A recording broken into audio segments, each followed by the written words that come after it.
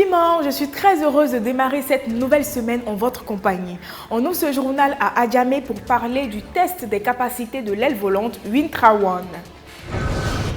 Dans le souci de mettre à la disposition des Abidjanais une ligne de métro de qualité, la SICMA a procédé à un test des capacités de l'aile volante Wintra One durant une mise en situation pour la réalisation d'orthophotos de grande précision sur le site PK12+900. L'aile volante a réalisé un vol d'1 km avec une demi-douzaine de passagers afin de capturer 500 photos géolocalisées et traitées ensuite avec le logiciel Pix 4D afin d'obtenir un modèle 3D précis de la zone. Cette technique de dernière génération permet à l'entreprise de travailler avec une très grande précision. Une sensibilisation contre les feux de brousse a été menée au centre culturel d'Ara. Initiée par le cantonnement des eaux et forêts de cette ville, elle avait pour thème « Plus jamais les feux de brousse passeront par moi ».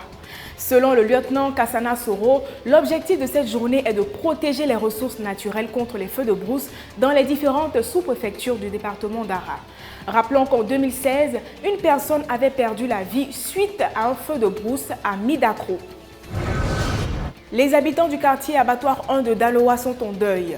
En effet, le mur d'une maison inachevée s'est écroulé sur une femme et ses enfants, occasionnant la mort de son bébé de 4 mois. En plus de la perte de celui-ci, la mère de la victime souffre de fractures au niveau de la jambe et sa fille en classe de 3e est dans un état critique. Le maire de la ville et les habitants du quartier se sont mobilisés massivement autour de la famille endeuillée pour lui apporter leur soutien. Le week-end dernier, les populations de la cité de Lindenier ont participé à leur 3e édition de cross.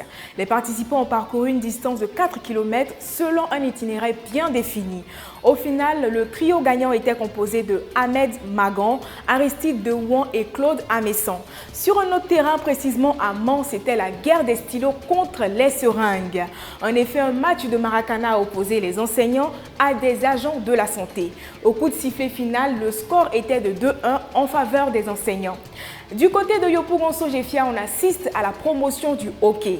L'association ivoirienne de hockey a organisé des activités avec des enfants à l'EPP Sogefia pour faire connaître ce sport au grand public. On se quitte avec cette citation d'Éric Tabarly qui affirme, et je cite, « Baisser les bras dans une compétition sous prétexte qu'on ne peut terminer est incompatible avec l'esprit du sport. » Merci cher Piment de votre fidélité et bonne semaine à vous.